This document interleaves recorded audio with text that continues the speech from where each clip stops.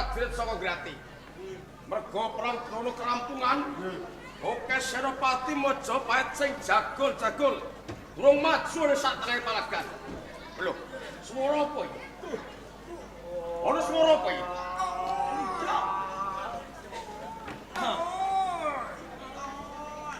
Sopo sing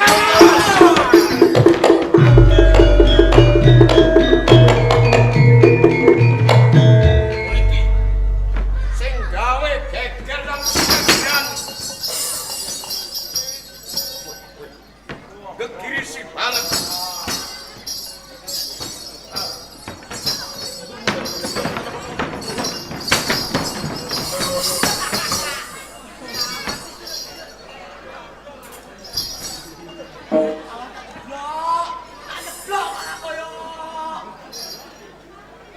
Tenggak mendhuwur wujud kewan kebo. Tenggak mengisor menungsa lumrah. Sapa kowe? Aku Joko Mercu. Joko Mercu. Apa setiamu kowe gawe geger nang sanggeran kene? Aku goleki Bandar Subali. Goleki Kanjenge Bandar Subali. Yen setenemu Kanjenge Bandar Subali arep ngopo kowe? Arep tak badhok daginge. Tak longgo ketiapa. Prajurit! Songsmet cekel!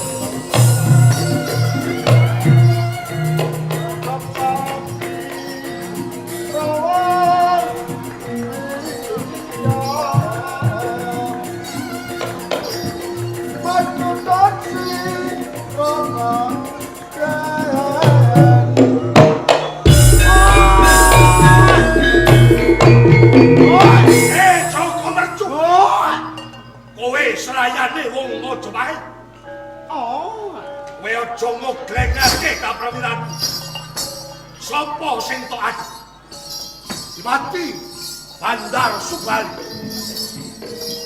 Pilih bobot petan ringkas. Lesu mungkin.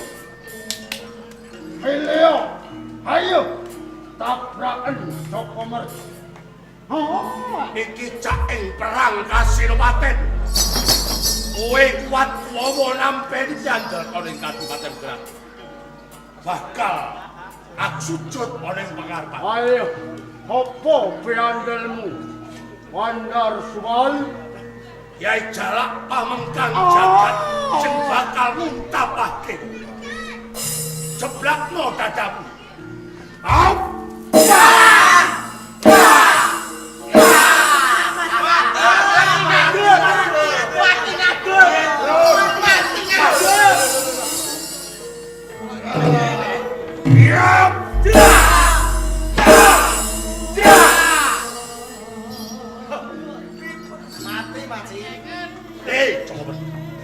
Tak ibaratake wong dol. Aku sing dodol kowe sing. Saiki tumiba kosok balen. Kowe sing dodol tak tukune. Maju kowe Bandar Subali. Ayo, maju.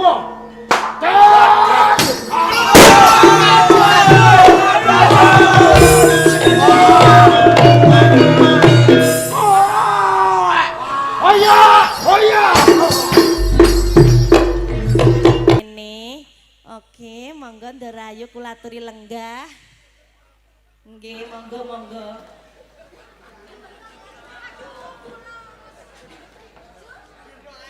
Ndarayu Jinggawati. Sampun Ndara, nggih kula netepi kewajiban sedaya kemawon sampun rampung. Sampun kami palenggan sing siji wae. Nggih, ngapunten suwe Ndara.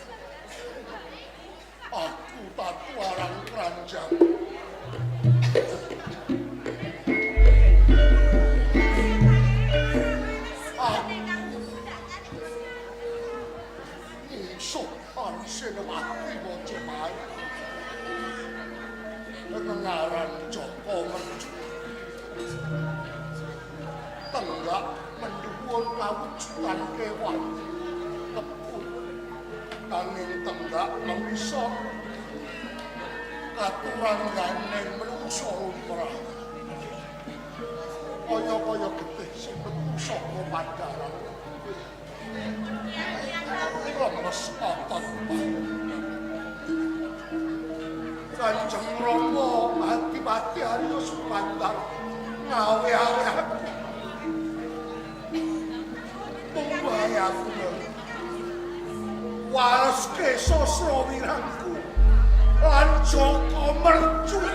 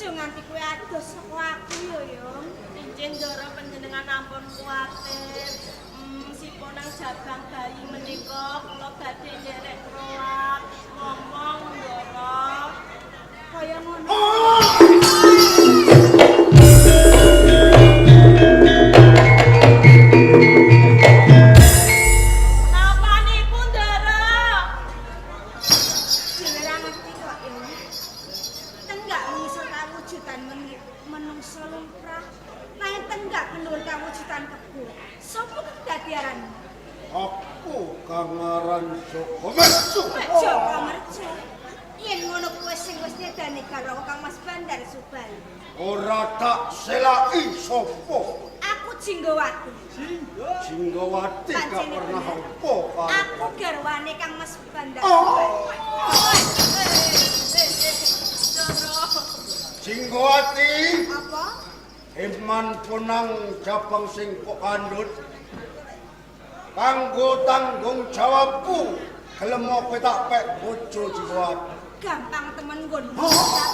Tumindak wis wong wis mateni gerwak. Sutya kok aku nampa kowe dadi bojoku. Gelem ora gelem tak peksa.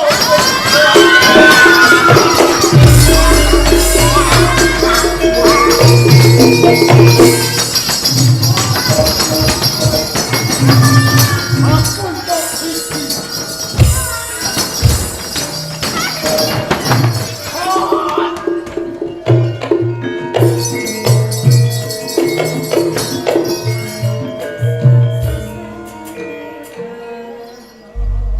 Bandar Subali mati. Mati komplang. Kang dadi dibati. Ora liya Joko Mercu. Kanthi jejuluk Kebo Marjuan.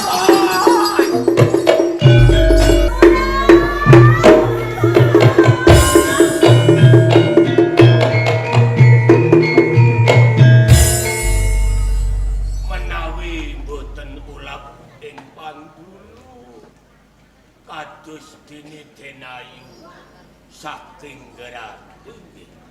Ki, kula pun Jinggowati, Bapak. Oh. Ing menapa panjenengan kaijenan mongko menika wonten ing satengahing wana parandene boten wonten ingkang nderekaken Denayu.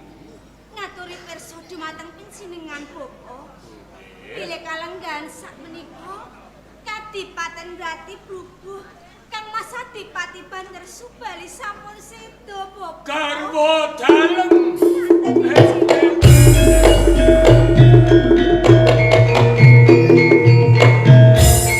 Sinten ingkang bedah Kabupaten Grati Denayu? Sedaya saking tumindakipun Joko Mercu. Malah mboten namung menika, Bapak. Joko Mercu menika malah nembung tresna kalian kula. Lho. Gonjak kalian kula taksih ngoyak kula, Bapak. Ngoyak panjenengan. Gomang mriki sampean mriki. Pundi bocahe.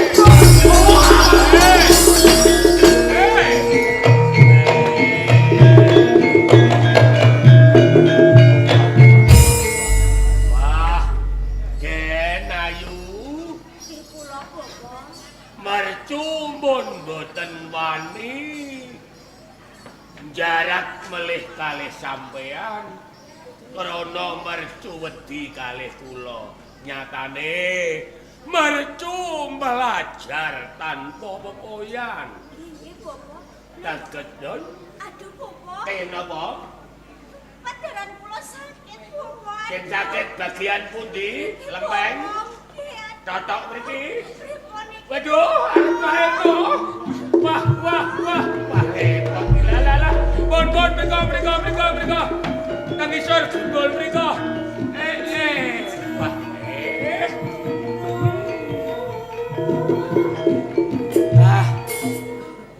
Teko mesakake banget. Ing atase priyayi luhur. Kelairake punang Jabang mung pemapane ana ing sak tengahing alas. Ora ana sing nandangi. Ya muga-muga anggone perang sambil entuk kamenangan. Selamat ibune, selamat punang Jabang sing dilairake. Denayu. Sampun lair. Sampun, Bapak. Kula nderek lega. Genipun ngersake Ponang Jabang kanthi slamet. Ingkang putra miyos jalu napa pawestri? Kakung Bobo. Ngaten nggih Bobo. Kening panjenengan menika sampun kula anggep minangka tiyang sepuh kula piyambak. Pramila babakan nami putra kula pasrahaken kalih panjenengan Bobo. Ah, panjenengane kula estu napa pripun? Saestu Bobo. Pitados kalih kula Nggih. paring tenger asma kaliyan ingkang putra Ngaten inggih Bobo. Denayu Jinggawati jumbuh lelampanipun Ponang Jabang saderengipun lair. Nalikane panjenengan perang Sabil boten wonten ingkang nandhangi mapa mapanipun wonten ing satengahing alas. Ponang bayi lair kok umbar-umbaran. Mila menawi sampun dipun keparengaken ingkang putra badhe kula paringi tenger asma Umbaran. Umbaran Bobo.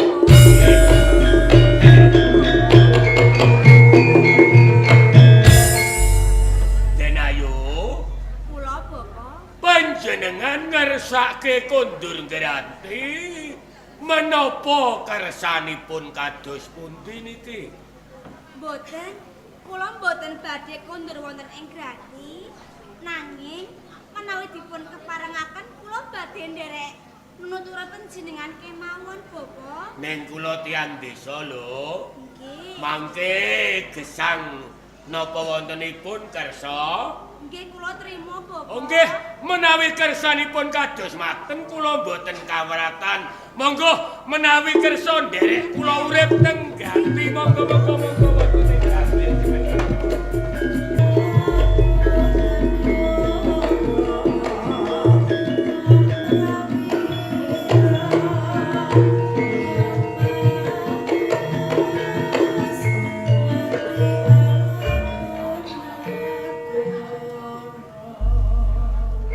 Baran, bojo gawe bingunge Mbah Putri to le. Isine kok mau delek-delek. Dicawisi mangan ora gelem mangan. Wayah dolan yo ora dolan. Jane ana apa, Baran? Barno ae Lho, nek ora gelem ditakoni yo ben meneng ae terus.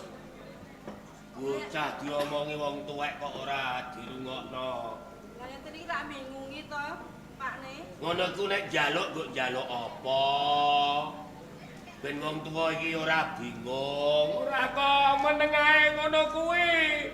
Sing ngerti karepe wong meneng ki lho sapa? Jajal sik omong. Njaluk apa? Si Mbak, Joko Umbaran nyun pangapunten, Mbak. Heeh. Menawi saben dinten niku umbaran namung meneng lan meneng. Nanging satenan ana perkara tak simpen sajroning ati, Mbak. ah, sajakane. Bar gegeran karo kancamu po. Boten. Terus ana apa? Perkawisipun saben-saben Joko Umbaran dedolanan, saben dintenipun Joko Umbaran iku dicenges kali kanca ruwang, Mbak. Sajane sapa sing wani ngenyek kowe? Nggih kanca ruwang kula, Mbak. Ngenyek perkara apa? Perkara kowe anake wong melarat ngono apa piye? Boten, Mbak. Lah kok ngenyek wong kowe ya bagus ora cacat kok dinyek iki lho. Mung perkarane Joko Umbaran ora duweni sedulur, Mbak. Alah ya. Dadi perkara kuwi to. Lah wong perkara ora ndek dulur kowe kok do dinyek. Anjene do kakean ukara kanca-kancamu. Yen kanca ruang kae dodolanan karo sedulure bareng karo sedulure. Ya Joko Umbaran mung kaijenan, Mbah. Umbaran, Nggih. upamane kowe ora duwe dulur iki rak malah jane penak kowe to. Upamane kowe mangan cukup mbok pangan dhewe. Nemane kowe duwe dulur mangan sepiring sing kudune mbok pangan dhewe, Mergo kowe ndek dulur kok dipangan cah loro, ngelongi jatamu, ya apa ora, Mbah? Neng yo. Iso. Jane ngono ya bener, Pak. Iki neh Neng dolanan marah-marah ibu cah ae. dolanan karo kancane iki pirang sak. Lah dolanan karo kowe dene. Alah, Iso. dolanan kok karo aku anakmu iki lho, Nduk. Pripun? Bingung jare perkara ra duwe dulur. Nggih, Mbok. Ora duwe dolan apa-apa le, ning kene ana simbol karo Umbaran. Nggih, Mbah. Ibumu iku rondo. Lah nek kowe kepengin duwe adik, terus piye? Wong ibumu ra ndek bojo. Apa kaya kewan? Contone wedhus, kosot iso meteng. Lah nek wong, kowe iki aja aneh-aneh. Sing aku njaluk sedulur, Mbah. Jaluk liyane to, Le. Ora lumrah jaluk. Umbaran ora butuh apa-apa, sing tak butuhke mung sedulur, Mbah. Ya ora iso, wong sing jenenge ya dulur kok njaluk. Engko nek anake tangga apa piye tak peke anak, tak tukune anak. Ketemu nangis ngene lho, Pak. Jane iki sampean iki tresna karo umbaran apa mboten to, Mbah? Kok malah tutuk tresno-tresno barang. Ya tresno wong Simbah kok ora tresno. Lah nek sampean tresna karo Joko Umbaran wis budidaya amrih aku duweni sedulur to, Mbah. Piye, Pak? Eh? Piye? Ngene. Bocah kok mendino nangis. Ngene ya. Ora ana barang mokal menawa kabeh wis dikersakno karo Gusti Kang Maha Nasa. Gusti kuwi panguasane tanpa winates. Sing ora iso dijangkah karo akale menungsa. Lah iya to? Iya, Pak. Biyen ari-arine umbaran sing tak pendem ning pojok omah. Jajal tak cedhakane. Aku tak muja nyuwun karo penguasane pangeran mbok menawa diijabahi. Oh, ngono. Iya, Ning Pak. upama ora, kowe aja gelo ya. Nggih, Mbah. Kabeh kari kersane sing kuwasa. Nggih, Do melu ndonga njaluk karo panguwasaning Gusti, aku tak muja ari-arine umbaran. Iya, Pak. Yo, piye le. Muga-muga wae simbah lakon wujude apa sing dadi jaluk. Ayo muga-muga wae kelakon. Nek yen ora kelakon ku ya aja gelo, Le. Aja dituruti sing gawe urip.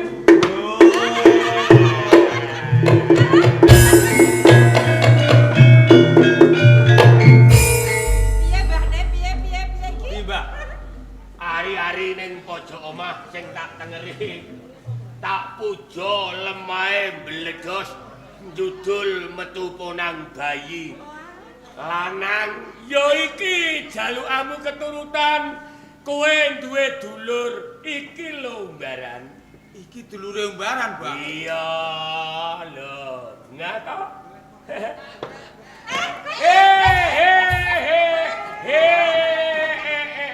Lha iku bayi dibuang. Lah gunane apa Joko Umbaran duweni sedulur isih cilik isih bayi? Cucune bayine kok gak iso nangis. Lah iki upamane iso nangis lah mlebeki wong sedesa mbok. Lah ngenteni sedulurku gedhe, lah aku tak sedeng tuwa to, Mbah. Lho. Duwe dulur iki moh Ya moh to, Mbah. mergo keciliken. Kecilikan, Mbah. Ora kena bojak dolanan. Ora kena tak gojak layon, Mbah.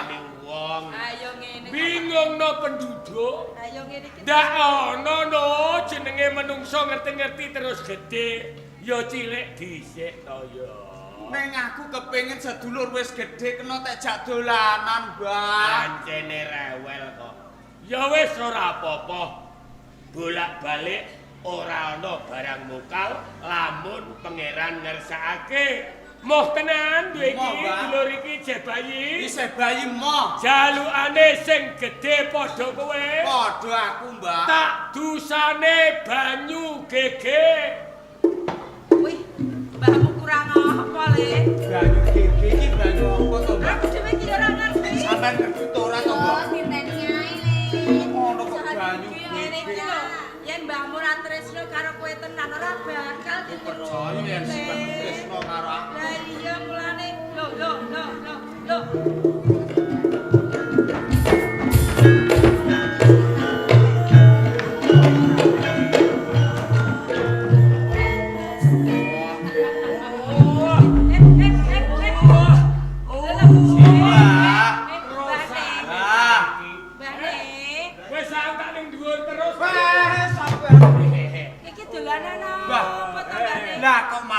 dolanan gendong-gendongan karo bocah kae. Lho. Rumahmu kae sapa? Bocah Kae sapa? Lah sing ngerti sapa? Lho. Potongane bros. Rambute ora gondrong kaya kowe. Ning ra awake padha karo kowe. Iku mau ponang Jabang sing tak dusi banyu gege. Halo. Tak idoni kengko. Jenengku sapa, Mbah? Wujude bayi mau dadine iki, Mbah. Iya, neng iki otake urung jangkep. Groke kok, Mbah. Lane jek ketok lulak-luluk ngene ya. Bener, Mbah. Iya.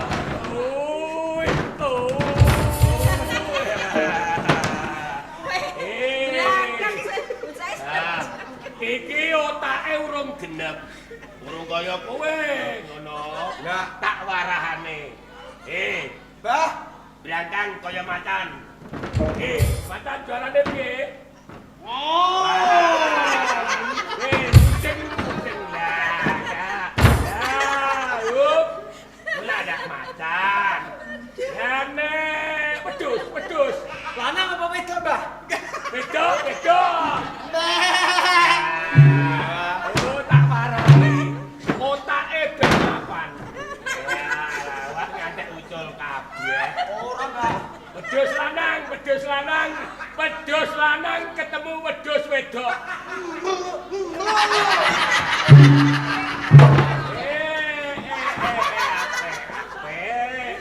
Ape. Iki raine kaya cah idiot. Iki dak engko tak warai suwe-suwe pinter dhewe. Wong kedadal iki yo ngene iki. Jenengku sapa, Mbah? Oh, seah. Susu iku ndak laopon. Diwarai meneh to, Mbah, ben ngerti. Kowe seneng ta ora ndedulur iki? Seneng, Mbah. Nah ora seneng tak balekne meneh. Oh, Mbah, kowe seneng dulurku iki, Mbah, aku iso guyu. Ngono. Diwarai meneh to, Mbah. Ngadeg. Hancur, Mbah, hancur.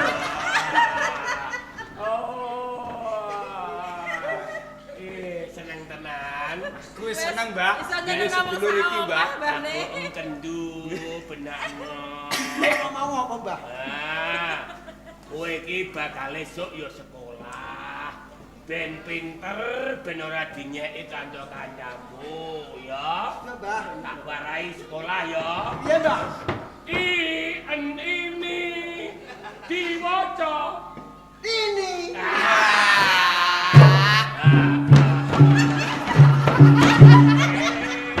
Ora apa-apa, ancen cah idiot. Nggih, Mbah, panji bocah lagi lahir nggih lumrah, Mbah. Nyatane iso ngejrah. Ikan ini diwaca Ini. Ibu diwaca Ibu. BUDI diwaca Budi.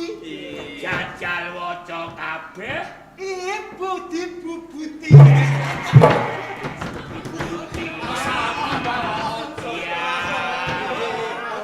Kok didugang sih, Mbah kok. apik kaya dagelan lendeng.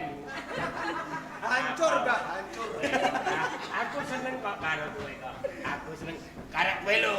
Gelem ta ora? Nggih, Mbah. Nek ora gelem ya tak guake. Aku seneng karo dulurku iki, Mbah. Seneng tenan. Nggih. Tak kandhani le. Iya, Mbah. Iki kakak. Kakak, Mbah. Waduh, duwe kakak aku, Mbah. Iku mama. Mama, iya, Mama.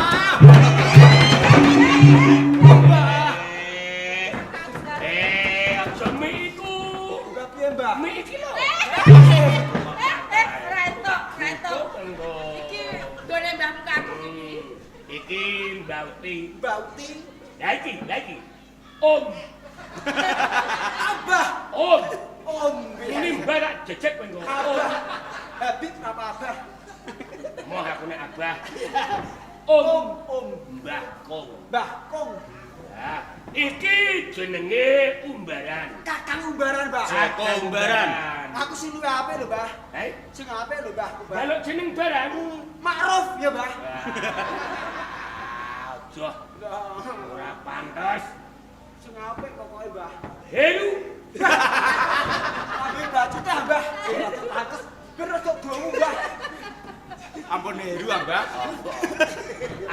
Heru. Lho, Pakne, Pakne, di awal jenenge segede ping 4 lho kuwi Pakne. Kali tenan.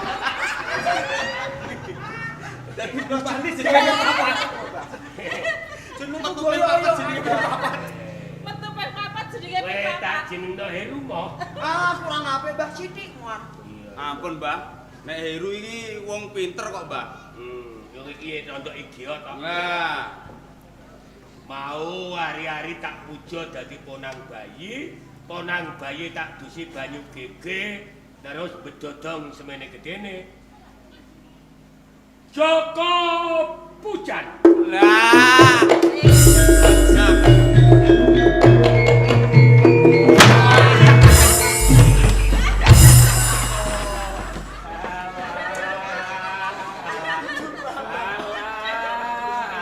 Wes apik iki dadi Tambahi 10 hari. saya apik iki. Kowe ngerti artine pujan ta ora? Ya ora, Mbah. Pujan. Pujan. Pu iku pulang, Ki pulang. jan bulan Januari. Jan. Sok Januari kowe mati. Ganti Mbah, ganti Mbah. Ganti. Gak iso Oh, wis dadi kuwi ya? Pujan. Jan. Lakon iki jenengmu pujan. 2000. Nek di awan kowe Indratanoya. 2000. Pujan. Nggih, Pujan. jan, cek. Pujan. Nggih, Nah, Mbah Matuk. Mbah betul. Pripun Mbane? Dik, iki dikom ning kalen pinggir omah kae. Lah terus Dusi ben ando apik iki awake. Awake separonan. Kaya mangan-mangan. Mangan saya ya. Tak sambelke tak sambel saya ya. Pamit ya, Ya, Mbah. ya tak sambel. Ono mangan dhisik mengko dolan bareng karo aku Pujan. Bocah iki nyenengno wong cah. Nggih, Mbah. Apik adik mati. Kula nggih bungah. Lah iya. Sasampunipun kula niku nggadahi sedulur Ya. Pujan. Ya, wis lega. Nggih. Wis kono kanca-kancam kandhani nek kowe wis duwe dulur ben ora do dipoyoki. Yen kula badhe kandha kalih kanca ruang kula, Mbah. Iya. Ning kula kok mesakno karo sampeyan, Mbah. Lah nek mesakno lah apa wong bapak tua-tua ya sehat ngene. Nggih, Gini. sampeyan niku sampun sepuh. Iya. Lampah mawon mboten dituwak nagih-teken mboten saged jejeg. Iya. Tah mongko keluarga gambir seketi tambah siji Siadi Pujan. Nek tambah keluarga kowe kuwatir gene. Aku ya kuwatir umpama sampeyan nyambut gawe mesti wis ora kuat to, Mbah. Mbok arani ora kuat ngrumati wong sak omah. Aja ngenyek. Mboten ngaten, Mbah. Tua-tua kaya aku akeh. Lari sih ra karuan kok bingung karo duit. Aja kuwatir. Tene, Mbah. Duit ora karuan gone. Nggo ngrumati kowe-kowe ini alah beres. Arep lha apa atek takok ngono barang. Joko Umbaran iki wis gedhe. Terus Joko Umbaran pengen nyambut gawe ngentengke gaweane sampean, Mbah. kira-kira nyambut gawe ning ndi? Sisan gawe Joko Umbaran bakal nyambut gawe Praja Majapahit, Mbah. Umbaran, Nggih. upama kowe tak lilani. Ora mergo aku arep-arep kayane putu ora. Ora, aku moh janji aku iso kemrembiah sikil iso jangkah. Aku moh njaluk karo putu nek iso tak golek dhewe. Kowe lunga nyambut gawe kejaba golek nggo awakmu dhewe. Idep-idep kowe ben tambah kaweruh. Ora mung urip ning desa kaya kodhok ning jero bathok. Sih. Tenan, Nggih, Mbah. lho wis. Sampun mantep ati kula pengen nyambut gawe Praja Ning Majapahit. pancene tenan Mbak Simbah nglilani. Sampeyan lilani, Mbah. Ya, ora apa-apa cangkem kok ben pengalaman. Matur nuwun menawi sampeyan niku sampun milani kula. Heeh. Dadi nyambut damel wonten Majapahit. Ya, Ning kula titip eling kalih sampeyan, Mbah. apa? Sampeyan aja nganti kandha karo Siadi Pujan yen aku nyambut gawe ning Praja Majapahit. Ora tak omongi, engko nek tak omongi melok kabeh ning omah sepi kok. Lah nggih. Ben kowe lunga sing ning omah Pujan kena kajak dolanan. Ben ana sawang-sawangane ra. Ya. Oh. Apik. Tak budal nyambut gawe Majapahit. Sing hati-hati, sing hati-hati. Yo sedang lunga, kok ora tak omongi adikmu. Ya wis, ben. Jebule. Anake njaluk ngomongi.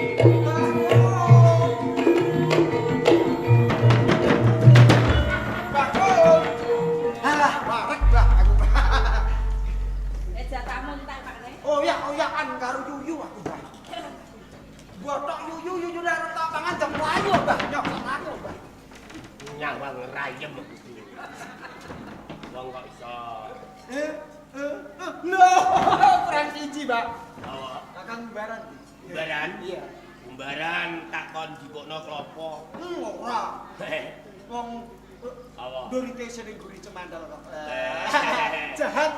Kowe Jahat. Takok sapa? Kang umbaran. Umbaran. Mau umbaran kondo aku. Neng aku pengen kondo-kondo. Iya, Mbak. Pengen kodok-kodok iki, Mbak. Aku dipenging kondo-kondo, saya aku dipenging kondo karo kowe. Nek umbaran lunga ning Majapahit. Aku melu ya, Mbak. Melu. Bapak sampeyan iki dipengin kondo-kondo kok malah. Ya, Kak. Sampluk gusi pisan kok. Nek ngono aku tak mlaku-mlaku. Aku mau wis dipesen, wis diweling karo umbaran. Penging kondo kowe nek umbaran lunga ning Majapahit. Pengen kodok-kodok. Melu, Kak.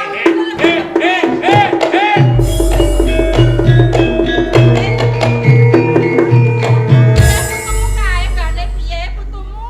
Aku mang piye? Sampean nggih Aku kliru mang piye? Dipengin kondo-kondo kok malah sampean cerita. Aku dikandhani umbaran pengen kondo pujan nek umbaran lunga ning Lah jenenge apa? Ngono kuwi jenenge apa? Aku malah ketularan idiot. Aja cowok